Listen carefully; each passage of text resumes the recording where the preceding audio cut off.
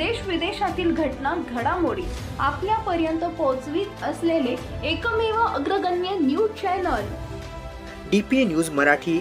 शोध सत्य बातमीचा.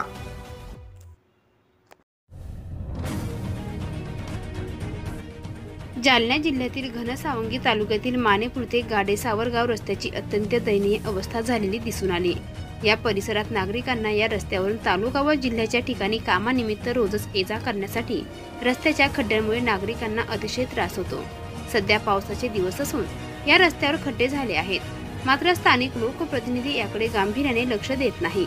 एकीकडे शासन प्रगतशील महाराष्ट्राची घोषणा करीत असून मात्र गावागावात अशा रस्त्यांच्या समस्या निर्माण झाल्या आहे. मात्र आमदार खासदार याकडे लक्ष देताना पुढील येणाऱ्या निवडणुकीच्या प्रचारासाठी दौरे करीत आहेत. तरी या परिसरातील नागरिकांमध्ये प्रचंड नाराजी दिसून येत आहे. DPA न्यूजसाठी प्रतिनिधी गणेश वाहक, जालना.